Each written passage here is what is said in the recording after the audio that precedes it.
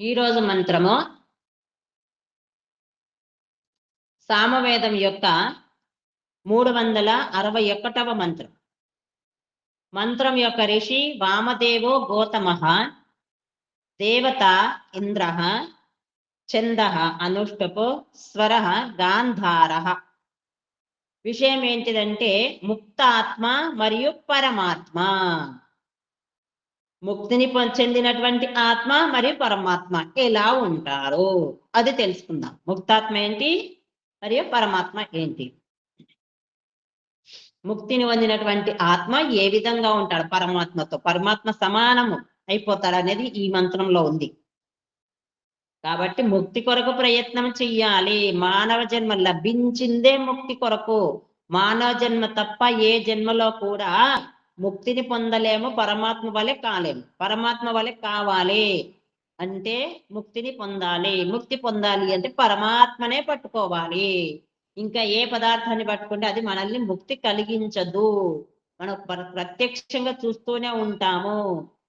మూర్తిని పట్టుకుంటే ఎంత పట్టుకున్నా అది ముక్తిని మనకు కలిగించదు.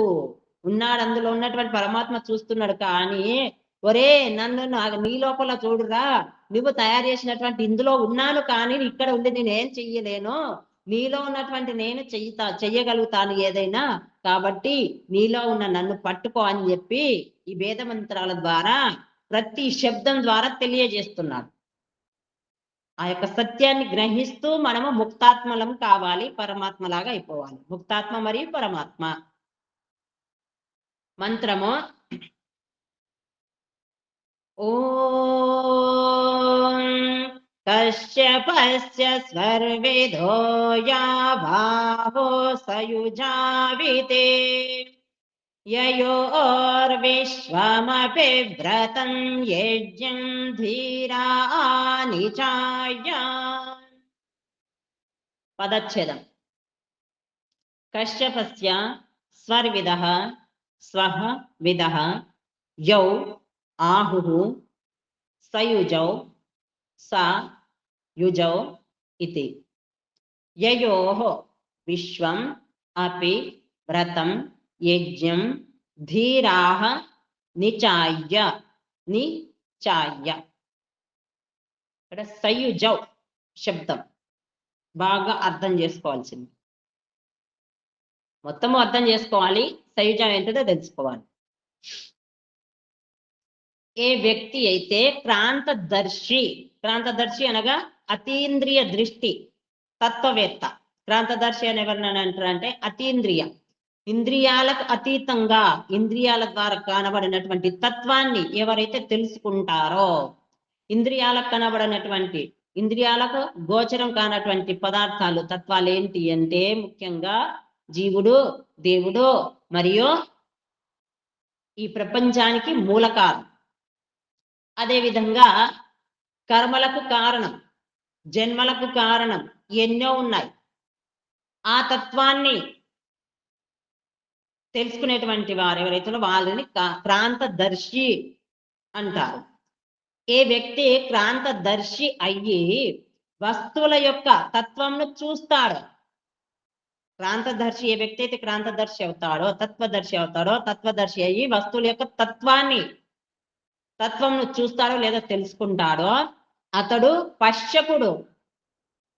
చూసేవాడిని ఏమంటారు? పశ్యతీతి పశువు, చూసేది. పశ్య అనగా చూడడం. పశ్యకుడు అతడే కశ్యపుడు అయినాడు. పశ్యకుడు అవుతూ కశ్యపుడు. వర్ణ వ్యత్యయం అక్కడిది ఇక్కడ, ఇక్కడ అక్కడ అయిపోయి వర్ణ వ్యత్యయం అయిపోయి కశ్యపుడు అయింది. పా దగ్గర కాయింది, కా దగ్గర పా. పశ్యకుడు కశ్యపుడు అనబడతాడు. ఈ కశ్యపుడు ఆపాతరమణీయమైనటువంటి ఆక్రమణ దాడి చేసే విషయాలలో చిక్కుకోడు. కశ్యపుడు ఎలా ఉంటాడంటే, కశ్యపుడు అంటే ఎవరు? తత్వజ్ఞానాన్ని పొందినటువంటి వాడు, క్రాంతదర్శి. అతన్ని కశ్యపుడు అంటారు. కాబట్టి ఆ వ్యక్తి ఎలా ఉంటాడంటే ఆపాతరమణీయమైనటువంటి ఏవైతే అకస్మాత్తుగా వచ్చి రమణీయంగా మనల్ని ఆకర్షించి మనల్ని పాతాళ లోకానికి తీసుకెళ్తాయో, విషయ వాసనలో చిక్కుకొన పెడతాయో, అలాంటి వాటిని ఆపాతరమణీయం అంటారు. ఆ ఆపాతరమణీయమైనటువంటి వాటిలో చిక్కుకోడు ఎవరు? కశ్యపుడు లేదా క్రాంతదర్శి. ఇతడు జీవించి ఉండి కూడా లేదా జీవిస్తూ కూడా అనగా ప్రపంచంలో ఉంటూ కూడా విషయాలలో విహరిస్తూ కూడా విషయాల లోపల ఉండి కూడా లేదా అందులో తిరుగుతూ కూడా అందులో ఆసక్తుడు కానందున ముక్తుడు అవుతాడు.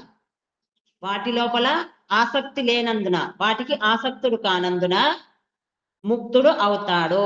మరియు జీవన్ముక్తుడు అనబడతాడు. అనగా జీవిస్తూ కూడా వాటిలో ఆసక్తులు పడకుండా ముక్తుడు అవుతాడు. జీవించి ఉండి కూడా ముక్తుడు అవుతాడు. అనగా ఆ విషయ వాసనలో చిక్కుకోడు, వాటిని అంటించుకోడు. అలాంటి వ్యక్తిని జీవన్ముక్తుడు అంటారు. మరణం తర్వాత లభించేటువంటిది కాదు. జీవించి ఉన్నప్పుడే ఆ విషయాలలో లేదా పదార్థాల పట్ల లేదా ఇంద్రియాల పట్ల ఆసక్తుడు కాకుండా ఉంటాడో, ఈ భౌతిక ప్రపంచం పట్ల ఆసక్తుడు కాకుండా ఉంటాడో అతడే అందులో విహరిస్తూ కూడా ప్రపంచంలోనే తిరుగుతూ అందరితో కలిసి ఉండి ఎవరైతే అందులో ఆసక్తి కాకుండా ఉంటారో అతడు జీవన్ముక్తుడు అనబడతాడు. పరమాత్మ ఎల్లప్పుడూ తేజోవంతమైనటువంటి రూపంలోనే ఉంటాడు. పరంపిత పరమాత్మ ఎలా ఉంటాడు? మనం తయారు చేసినటువంటి విగ్రహం ఏదైతే ఉందో అది చీకటైందంటే కనబడదు. చీకటైందంటే మనం దీపం వెలిగించాలి. అతను తనకు తాను వెలిగించుకోడు, తనకు తాను వంట చేసుకోడు, తనకు తాను తయారు కాడు. మూర్తిని మనమే తయారు చేయాలి, దానిని అలంకరించాలి, అవన్నీ వేయాలి. కానీ అప్పుడే మనకు ఆ మూర్తి కనబడుతుంది. అంధకారం అయిందంటే ప్రకాశాన్ని, దీపాన్ని, జ్యోతిని వెలిగిస్తేనే ఆ మూర్తి అనేది కనబడుతుంది. కానీ పరంపిత పరమాత్మ అలా కాడు. ప్రకాశవంతుడు, స్వయం ప్రకాశకుడు, తేజోవంతుడు. ఆ తేజవంతంలోనే ప్రకాశంలోనే ఉంటాడు. ఎప్పుడు కూడా అంధకారం అనేది రాదు. కానీ అది కంటికి కనబడది. అత్యంత ప్రకాశవంతమైనటువంటి దృశ్యాన్ని మనం కంటి ద్వారా చూడలేం. సూర్యుని యొక్క ప్రకాశం మధ్యాహ్నం అయిందంటే ఒకటికి మొత్తం మంచి ఎండాకాలం లోపల మధ్యాహ్నం సమయం లోపల సూర్యుని చూడగలమా? అదేవిధంగా ఏ కాలమైనా సరే మధ్యాహ్నం వచ్చినటువంటి సూర్యుని మనం నేరుగా కంటితో చూడలేము. ఒకవేళ చూసినట్లయితే కళ్ళు మనకు అంధకారం అయిపోతాయి. అంత తేజవంతం. అదే విధంగా పరంపిత పరమాత్మ వేల సూర్యులు ఒక దగ్గర చేస్తే ఎంతో తేజస్సును అంతకంటే కూడా ఎక్కువ తేజవంతుడు. కాబట్టి ఆ పరమాత్మను ఇంద్రియాల ద్వారా మనము దర్శించుకోలేము. కాబట్టి అలాంటి తేజోవంతమైనటువంటి రూపంలోనే ఉంటాడు. అందుకే ఆ పరమేశ్వరులు స్వర్విధులు అంటే అంత తేజవంతమైనటువంటి ప్రకాశవంతమైన పరమాత్మ అంతటా వ్యాపించి ఉన్నారు, ప్రసరించి ఉన్నాడు అన్నమాట. స్వర్విధులు వ్యాపింప చేసేవాడు, వ్యాపించి ఉన్నవాడు. ఆ ప్రభువు నుండే ప్రకాశం నలువైపులా వ్యాపిస్తుంది, వ్యాపింప చేసేవాడు. కాబట్టి ఆ పరమాత్మ నుండే ప్రకాశం అనేది అన్ని వైపులా వ్యాపిస్తుంది. సూర్యుని అందు ప్రకాశం అది పరమాత్మ యొక్క ప్రకాశమే. అదే విధంగా చంద్రునిలో ఉన్నటువంటి ప్రకాశము సూర్యుని యొక్క ప్రకాశం చంద్రునిలో ఉంటుంది. ఆ విధంగా ఆ ప్రకాశం అంతయు పరమాత్మదే. తస్య భాష సర్వమిదం విభాతి ధీరాహ. ధీరులు, జ్ఞాని పురుషులు ఏమంటారంటే అతని యొక్క ప్రకాశం ఏదైతుందో అది అన్ని వైపులా వ్యాపించి ఉంది. అతని యొక్క ప్రకాశం ద్వారానే ఇదంతా ప్రకాశింపబడుతుంది, ప్రపంచమంతా, మానవులు, జీవుడు అందరూను. జ్ఞాని పురుషులు కశ్యపస్య ముక్తాత్మల యొక్క మరియు స్వర్విధ ఈ ఎల్లప్పుడూ తేజోవంతమైనటువంటి రూపంలో స్థితమై ఉన్న ప్రభు యొక్క యయోహ ఈ ఇద్దరి యొక్క విశ్వం అపి అన్ని వ్రతం నియమాలను మరియు యజ్ఞం లోకహితం కొరకు చేయబడుతున్న కర్మలను నిచాయ సమ్యక్తయ బాగుగా, నిచయ అంటే బాగుగా విశ్లేషించి పరిశీలించిన తర్వాత యౌ వారిద్దరిని ఆహుహు అంటున్నారు సయుజౌ ఇతి, వీరు సయుజులో కలిసి ఉన్నారు అని. సయుజ, యుజ అంటే యుజిర్ యోగే ధాతుతో యోగ శబ్దం సిద్ధమవుతుంది. యోగి అంటే కలవడం, కలిసి ఉండడం. సయుజ అంటే ఇద్దరు సమానంగా కలిసి ఉన్నారు. ఎవరైతే కశ్యపులయ్యారో, కశ్యపులైనటువంటి వారు అనగా ఎవరైతే క్రాంతదర్శి అయ్యి ఉన్నారో వారు జ్ఞానవంతులైనటువంటి పురుషులు ఈ ప్రపంచాన్ని అంతా వ్యాపింపచేసి ప్రకాశింపచేసేటువంటి పరమాత్మ, తేజవంతమైనటువంటి తేజ రూపంలో ఉన్నటువంటి పరమాత్మ వారు ఇద్దరు కలిసి ఏమన్నారు, ఈ ఇద్దరి యొక్క విశ్వమ అన్ని వ్రతం నియమాలను, ఈ ఇద్దరి యొక్క మరియు అన్ని నియమాలు ఏవైతున్నాయో అవన్నీ కూడా అనగా యజ్ఞం లోకహితం కొరకు చేయబడుతున్నటువంటి కర్మలను, అన్ని నియమాల ద్వారా లోకహితం కొరకు చేయబడేటువంటి కర్మలు ఏవైతున్నాయో పరమాత్మ ద్వారా చేయబడేది లోకహితం కొరకే. అదే విధంగా ఎవరైతే క్రాంతదర్శి అయ్యారో, తత్వజ్ఞానాన్ని తెలుసుకున్నారో అలాంటి వ్యక్తి కూడా లోకహితం కొరకే చేస్తాడు కర్మలు. కాబట్టి అలాంటి కర్మలను విశ్లేషించినట్లయితే, పరిశీలించిన తర్వాత మనకు తెలుస్తుంది ఏంటంటే వారిద్దరు అనగా వారిద్దరు ఎవరు? క్రాంతదర్శి మరియు పరమాత్మ అనగా స్వర్విధులు కశ్యపుడు. కశ్యపస్య అనేది కశ్యపుడు అంటే తత్వాన్ని చూసేవాడు, మరియు ఈ ప్రపంచమంతటా తేజవంతుడైనటువంటి పరమాత్మ, ప్రపంచాన్ని వెలిగింపజేసేటువంటి ప్రకాశింపజేసేటువంటి పరమాత్మ, వీరిద్దరిని అంటున్నారు. ఏమని అంటున్నారంటే సయుజం అని అంటున్నారు. వీరైతే సైజులో కలిసి ఉన్నారు, ఒకే శ్రేణిలో ఒకే వర్గంలో ఉన్నారు, ఒకే వర్గంలో ఒకే మాన్యువల్ ఏమంటారు, అది కత్తి పెట్టడానికి అది ఉంటుంది చూడండి దాన్ని, అందులో ఏ విధంగా అయితే ఒకటి అర అంటారు కదా, అర లోపల ఉన్నట్టు కత్తి వలె ఇద్దరును ఒకే రకంలో ఉన్నారు అనగా ముక్తాత్మ కూడా పరమాత్మకు సమానంగా అయిపోయాడు. అది ఎవరి ద్వారా? పరమాత్మ ద్వారానే.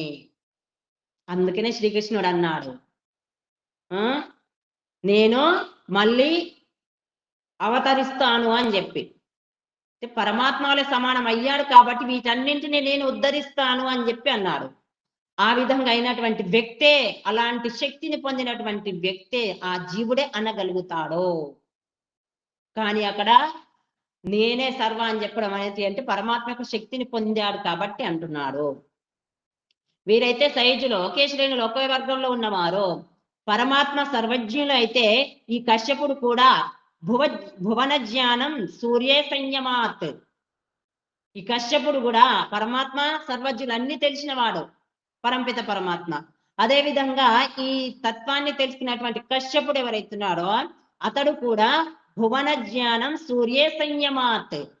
సూర్యుని లోపల సంయమం చేసినట్లయితే, అతని యొక్క మనస్సును ఏకాగ్రతను సూర్యనాడి లోపల లేదా సూర్యుని లోపల సంయమం చేసినట్లయితే, లేదా సూర్యనాడిలో, మన శరీరంలో 3 నాడులు ఉన్నాయి కదా, ఇడా పింగళ సుషుమ్న. ఇలా అంటే చంద్రనాడి, ఇడా పింగళ అంటే సూర్యనాడి, మరి సుషుమ్న నాడి. సుషుమ్న అయితే అది మనకు కనబడింది, సూర్యనాడి చంద్రనాడి కూడా కనబడదు, శ్వాస ద్వారా మనం అనుకుంటున్నాం ఏంటంటే ఇడా పింగళ నాడి.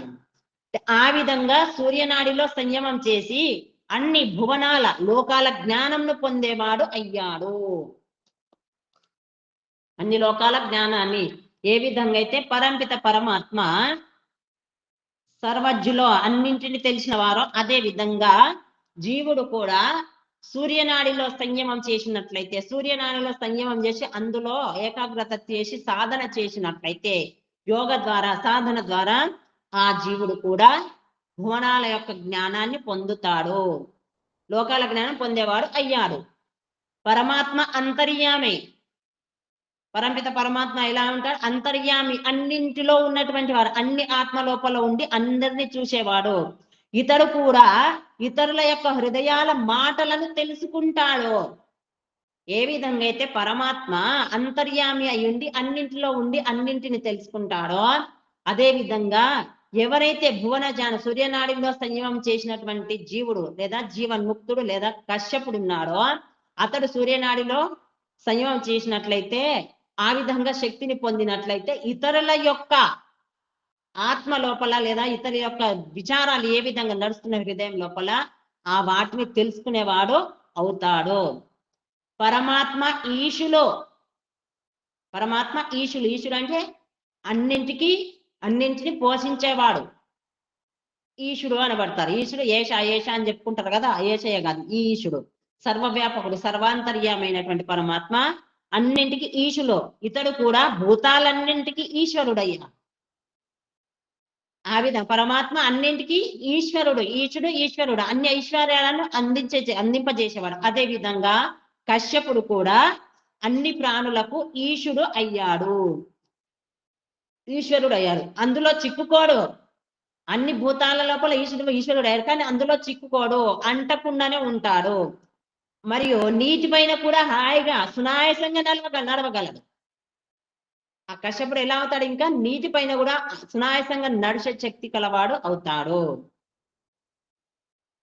అనిమ మొదలగు అష్ట సిద్ధులను పొంది ఇతడు పరమేశ్వరుని వలె అయితే అయ్యాడు. అనిమ మహిమ, లఘిమ, గరిమ, ప్రాప్త, ప్రాకామ్య, ఈషిత్వ, వశిత్వ, ఈ 8 అష్ట సిద్ధులు అంటారు. అనిమ మొదలగు వీటిని ఈ సిద్ధులను పొందినటువంటి వ్యక్తి పరమాత్మ వల్లే అవుతారు. అనిమ అంటే సూక్ష్మంగా కావడం, చిన్నగా కావడం. మహిమ అంటే గొప్ప వ్యక్తులు, సంపూర్ణ జ్ఞానం కలిగిన వారు కావడం. లఘిమ అంటే అల్కగా, తేలికగా కావడం. గరిమ అంటే భారంగా, బరువుగా కావడం. ప్రాప్తి అంటే పరమాత్మను పొందినవాడు. ప్రాకామ్య అంటే వాటిని పొందిన తర్వాత ఏది కోరుకుంటాడో అది లభిస్తుంది అతనికి. ప్రాకామ్యం అనగా ఇక ఆ తర్వాత ఏది అనుకున్నా, ఏది కోరుకున్నా వస్తుంది. మరి ఈశుడు అన్నింటికీ ఈశ్వరుని వల్లే, పరమాత్మ వల్లే అవుతాడు. వశిత్వము, అతడు ఏ దానినైనా వశంలో చేసుకోగలడు.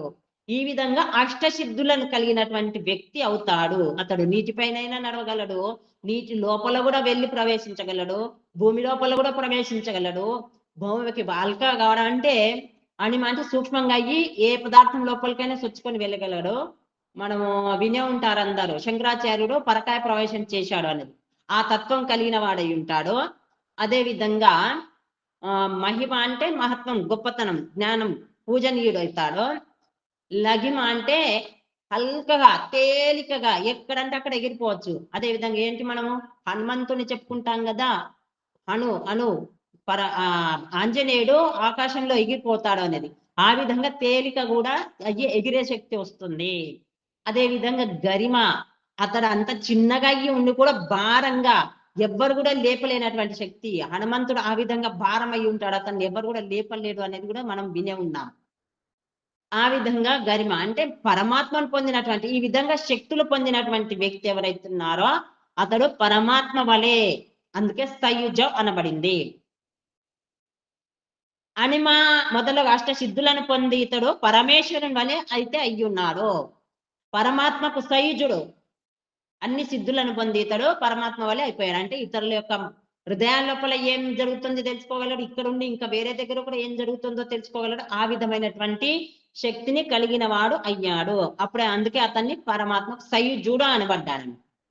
పరమాత్మతో కలిసినందున ఇతడు సాయుజ్య ముక్తిని పొందాడు. పరమాత్మతో కలవడం వలన పరమాత్మకు సమర్పితమైపోయి పరమాత్మతో అనగా ముక్తుడై, ఈ బంధనాల నుండి ముక్తుడై పరమాత్మతో ఏకం అవ్వడం వలన ఇతడు సయుజుడు అనబడ్డాడు. ఇది నిజమే అనగా ఇతడు జగద్వ్యాపార వర్జం. ఇది నిజమే. ఏంటి మరి, పరమాత్మ వల్లనైతే అయ్యాడు, కానీ అన్ని చెయ్యగలడు. ఎక్కడేముందో తెలుసుకోగలుగుతాడు. చిన్నగా కాగలడు, పెద్దగా కాగలడు, బరువుగా కాగలడు, తేలికగా కూడా కాగలడు. అంటే అన్నిటిని ఏది కోరుకుంటే అది రాగలుగుతుంది. ఇతరుల యొక్క మనస్తత్వాలను కూడా తెలుసుకోగలడు, అన్ని చేయగలడు. కానీ ఒకటి మాత్రం చేయలేడు. చూడండి, ఇదైతే నిజమే అనగా జగద్వ్యాపార వర్జం, క్రొత్త ప్రపంచాన్ని సృష్టించలేడు. ఈ అన్నింటిని పొందాడు, అన్నింటిని చేయగలుగుతారు, కానీ ఇంకొక సృష్టిని మాత్రం రచించలేడు. ఇతని మిగిలిన అన్ని ఐశ్వర్యాలు పరమాత్మ సమానం. సృష్టిని మాత్రం అదొకటి మాత్రం చేయలేదు, కానీ మిగతా అన్ని కూడా పరమాత్మ వల్లే అవుతాయి. మరి సృష్టిని ఎందుకు రచించలేడు అంటే, సృష్టిని రచించాలంటే పరమాత్మ నుంచి వేరైపోవాలి. ఒకవేళ పరమాత్మ నుంచి వేరైపోయాడంటే అతని శక్తి ఎక్కడి నుంచి వస్తుంది? పరమాత్మ నుంచే. కాబట్టి ఆ వేరైపోయేసరికి అక్కడ శక్తి అనేది ఉండదు. కాబట్టి ఆ సృష్టిని రచించలేడు. ఒకవేళ రచించాలి అన్న పరమాత్మ యొక్క శక్తి అవసరం వస్తుంది, కానీ ఆ విధంగా పరమాత్మ వల్ల మాత్రం రచించలేడు. అందుకని ఆ శక్తి ఏదైతే ఉందో, ఈ సృష్టిని రచించేటువంటి శక్తి ఒక పరమాత్మకు తప్ప ఇంకెవరి లోపల లేదు. ఈ అన్ని ఐశ్వర్యాలు, అష్టసిద్ధులను పరమాత్మ ద్వారానే పొందగలుగుతాడు. ఎప్పుడైతే పరమాత్మకు అంకితమైపోయి సాధన చేస్తాడో, యోగ సాధన ద్వారా. ఇతని మిగిలిన అన్ని ఐశ్వర్యాలు పరమాత్మకు సమానము, పరమాత్మకు సమానం అవుతాయి. అందుకనే నేనే దేవుణ్ణి, నేనే పరమాత్మను అని చెప్పేటువంటి శక్తి కలుగుతుంది. అంత మాత్రాన అతడు సృష్టికర్త కాడు. అర్థమైంది కదా? మనం ఇప్పుడు ఏమంటారు, శ్రీకృష్ణుడు ఈ విధంగా చెప్పాడు కాబట్టి దేవుడే, నేనే నేనే అని చెప్పాడు కాబట్టి దేవుడు అని. ఆ శ్రీకృష్ణుడు కూడా ఈ సృష్టిని రచించలేడు, రాముడు కూడా ఈ సృష్టిని రచించలేడు. వారు గొప్పవారయ్యారు. ఎలా అయ్యారు? ఇందాక తెలుసుకున్నట్టుగా అన్ని సిద్ధులను పొంది పరమాత్మలో ఏకమయ్యారు కాబట్టి ఆ పరమాత్మ యొక్క శక్తి ద్వారానే వీటన్నింటిని తెలుసుకోగలుగుతున్నారు, అంతటా వెళ్ళగలుగుతున్నారు, సూక్ష్మంగా కాగలుగుతున్నారు, భారంగా కూడా కాగలుగుతున్నారు, గొప్పవారు అవుతున్నారు. కానీ స్వయంగా మాత్రం ఏది ఉండదు. అందుకని ఏ విధంగా అయితే ఉదాహరణ మనకు ఒక అగ్నిగోళాన్ని ఒక ఇనుప గోళాన్ని అగ్ని లోపల వేసి దానిని బాగుగా వేడి చేస్తే ఏ విధంగా అది అగ్ని వల్ల ఎర్రగా అవుతుంది. అది ఎప్పటి వరకు ఉంటుంది? అగ్ని యొక్క తత్వం ఎప్పటి వరకు అయితే దాంతో సంపర్కం అయ్యి ఉంటుందో అప్పటి వరకు మెరుస్తుంది.